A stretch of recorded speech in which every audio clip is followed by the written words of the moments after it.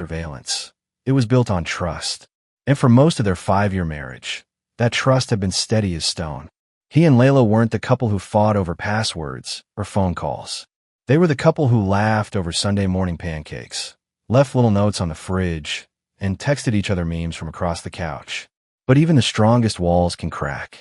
Before we begin, please like this video and subscribe Relation Tales. We're grateful for each and every one of you. Let us know where in the world you're tuning in from.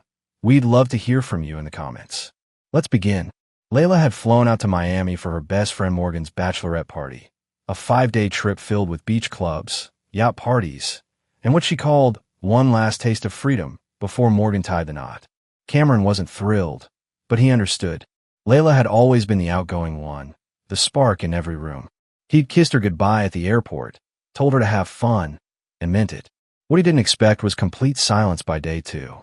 No texts, no calls, no stories. No updates, just silence. At first, Cameron brushed it off. Maybe her phone died. Maybe she was just immersed in the moment. Maybe she needed a break. He waited until that evening and sent a light-hearted message. "Don't forget about me while you're soaking up the sun." Smiley face. No reply. The next morning, he tried again. "Hey babe, just checking in. Hope you're okay." Still nothing. It wasn't until he tried calling and realized he was going straight to voicemail that the chills sank in. She hadn't just stopped responding. She blocked him. His chest tightened.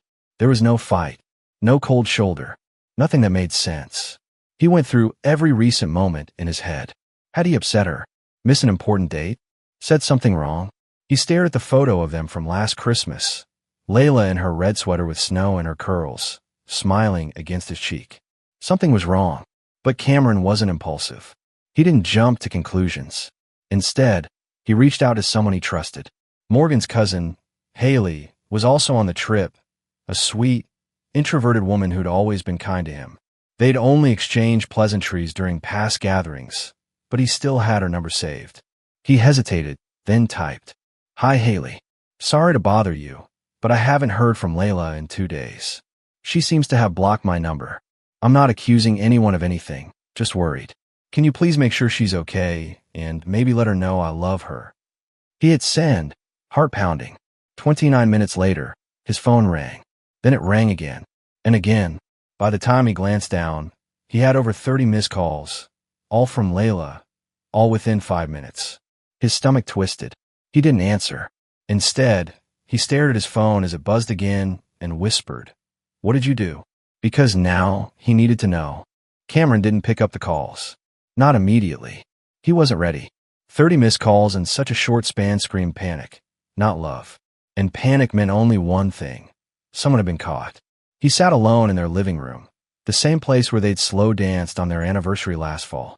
The scent of Layla's vanilla candles still hung faintly in the air.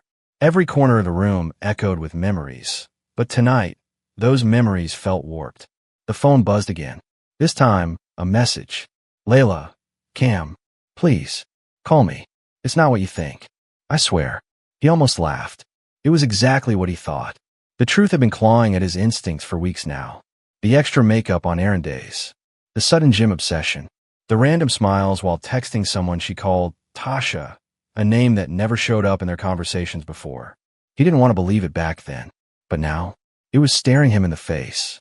Still, Cameron was a man of calm, not chaos. So he waited. And then, he called Haley. She answered in a whisper. "Cameron," she breathed, sounding shaken. "I didn't know. I swear I didn't know what was going on. I just thought she forgot to message you or something. But when I told her you were worried, she freaked out." What happened? There was a pause on the line. Haley was choosing her words carefully, like she was terrified of being overheard. "I don't want to get in the middle of your marriage," she said quietly. But when I handed her the phone and said your name, she turned pale. And Morgan snatched it from her and started asking what you said. There was this weird energy in the room, like something was about to explode. Cameron's voice dropped. "Haley, please, just tell me." Haley exhaled. She was with someone. Some guy from the yacht party last night. I didn't see it happen, but I saw them leave together. I didn't want to say anything. But when I said you messaged me, Layla collapsed. She screamed, cried, Said she ruined everything. Cameron didn't reply. His knuckles turned white around the phone. It wasn't just suspicion anymore. It was truth. The woman he shared a bed with. The woman he defended in front of his friends. The woman he bought roses for every second Friday because she once said, "Fridays feel empty without flowers."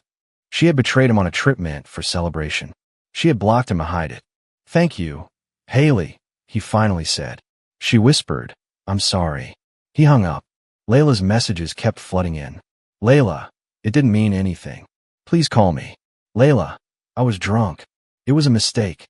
"Layla, I didn't even know what I was doing until it was too late." "Layla, you have to believe me. I didn't block you on purpose. My phone glitched. It just had happened." Cameron chuckled darkly at that last one. He didn't reply. He let the silence do the talking. He walked into their shared bedroom, opened her side of the closet, and began taking photos. Each dress, each piece of jewelry he bought her, every gift she ever smiled at while saying, "I don't deserve this." He sent one picture with a message. "You're right. You didn't." Then he packed them all. He wasn't sure where this path was going yet. But revenge. Revenge had just entered the room. Layla flew back the next morning. Cameron didn't ask her to. He didn't speak to her at all. But she arrived anyway, banging on the front door like a woman possessed, shouting his name through tears. He didn't open it. Not at first. Instead, he stood behind the peephole and watched her. Makeup smeared. Hair frizzed. No luggage in sight. Just desperation.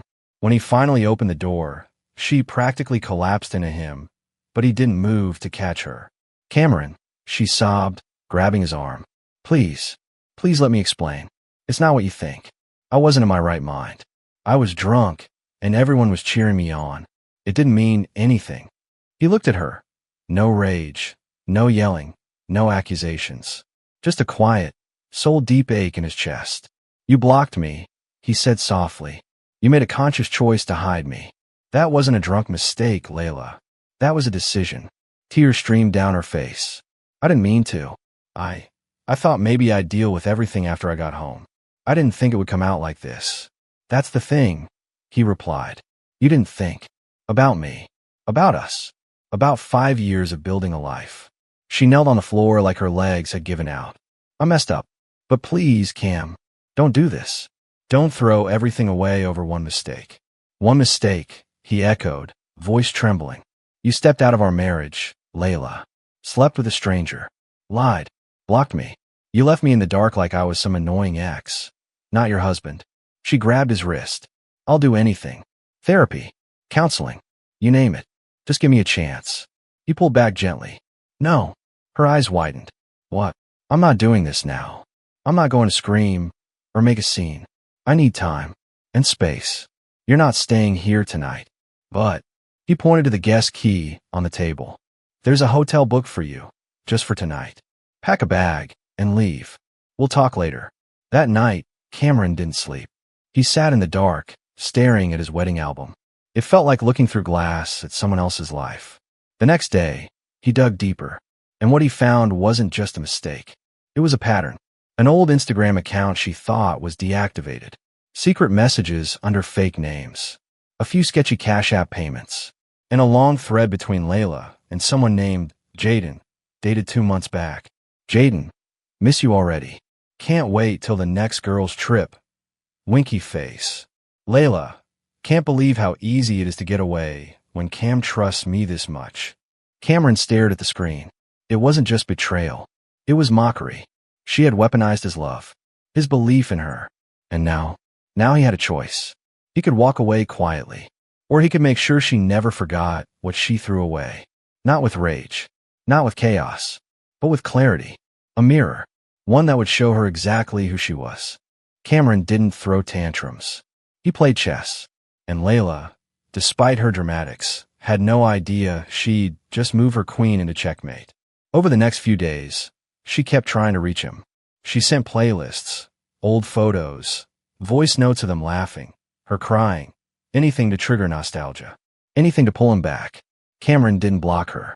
He let her messages flood in, but he said nothing back, because he wasn't done gathering everything he needed. He met with a lawyer, Grace Dalton, a fire breather in heels, who who handled betrayal cases like a surgeon with a scalpel. She read through the messages, the financials, the Instagram screenshots, the timeline, and simply said, "You've got her pinned. This divorce won't just go through. It'll sting." Cameron nodded. "I want it clean. Legal. Precise. No emotional explosions. I want her to feel it without me ever raising my voice." Grace smiled. "Then let's begin." He moved out of their marital home quietly and left a single note. "You gave pieces of yourself away while pretending I still had all of you. So I'm giving you what you gave me. Silence. And a goodbye." But the real twist wasn't in the divorce. It was in what came next. See, Cameron had always supported Layla's influencer dreams. He helped her launch her boutique skincare brand, Sorella Glow. He filed her LLC paperwork, built her e-commerce site, got her connections through his cousin who managed mid-tier beauty sponsorships. In short, he built the bones of her brand. And legally, half of it belonged to him. Layla thought she was walking away with her followers, her fans, her self-made empire. What she didn't know, Cameron still had admin access. He never used it after they launched, but he never gave it up. And when the time came, he logged in, not to destroy her brand. No, that would have been petty. Instead, he made a small, unnoticeable update. He redirected her store's domain to a blank page that read, "This site has been paused while the team takes time to reflect on values and authenticity." Below that was a simple button. Read the statement. Clicking it opened a heartfelt essay. Not bitter, not accusatory, but calm, sincere, and devastatingly transparent. It told the story of a man who built something with someone he loved, only to realize he was building it alone. It didn't name her. It didn't shame her, but it shared truth. It let the audience feel the weight of the betrayal, not as gossip, but as grief. The post went viral, not because it was scandalous, but because it was real. Layla's fan base collapsed within hours. Her comments section flooded, not with hate, but with heartbreak. Did she really do this? Tell me this isn't about Layla. I can't support someone who fakes integrity. Cameron didn't respond to any of it. He just watched in silence, sipping his black coffee by the window. The same window where, 3 months earlier, she had kissed him goodbye before her girls' trip. He could still hear her voice. "Don't miss me too much." He hadn't missed her. He had missed the version of her that never existed. And now he was ready to let go. But Layla wasn't. 3 weeks passed. Cameron's story had made waves far beyond what he expected. He hadn't set out to destroy her. But the truth, when laid bare, has a way of lighting its own fires. Sponsors dropped Layla without a word. Her sales tanked. Her Instagram went quiet, then private. Influencer blogs speculated gently. But most people had already moved on. Except Layla. She hadn't. One quiet Wednesday morning, Cameron stepped outside to grab the mail. The sky was overcast, the street still. And there she was, sitting on the front steps. No makeup, hoodie draped over her knees, eyes red and glassy like she hadn't slept in days. Her fingers were shaking. "Cam," she said softly, like his name was a prayer she didn't deserve to whisper. He didn't speak. "I lost everything," she murmured, eyes distant. "You didn't even raise your voice. You didn't humiliate me publicly. But the way you walked away, it destroyed me." He stood silent, arms folded. "I thought you'd be furious," she went on, voice cracking. "I thought you'd shout. I braced myself for war. But you gave me nothing. Not anger, not hate, just silence. And that was worse." She looked up at him, desperate now. "I don't care about the brand or the followers. I just want you back." Cameron finally spoke, but his voice wasn't angry. It was calm, hollow in the way a cliffside sounds after the sea has withdrawn. "Why?" Layla blinked. "What do you mean?" He stepped down to her level. "Why do you want me back? Is it because I made you feel safe? Or because you're scared to be alone now that the illusion is shattered? You want to crawl back to what I gave you, not who I am." Tears spilled from her eyes. "I know I failed you," she whispered, "but I was lost. I didn't feel alive anymore. Every day felt routine, predictable. I guess I wanted to feel something." "You wanted chaos," he said flatly. "You found it. And now you want peace again, on your terms. That's not how life works, Layla. You don't cheat death and expect to return to heaven like nothing happened." She reached for his hand, but he pulled back gently. "It's over." "No." She shook her head. "Cam, please. I had a vasectomy 2 years ago, he said suddenly, eyes locked on hers. Her mouth fell open. What? He held her gaze. You remember when we agreed not to have kids, right? That year when we both decided to focus on careers, freedom, not being tied down. I went through with it. You said you were sure. I believed you. Her hands trembled. So when you texted me last week, he continued, pulling out his phone and showing her the last unread message, saying we might be pregnant. I didn't even flinch. She went completely still. I laughed, he added coldly, and I deleted it. Layla looked shattered. That baby isn't mine. Just like you aren't mine anymore. For the first time, she stopped trying to beg. She stood slowly, shoulders sagging. So this is really goodbye? No, Cameron replied. That was 3 weeks ago.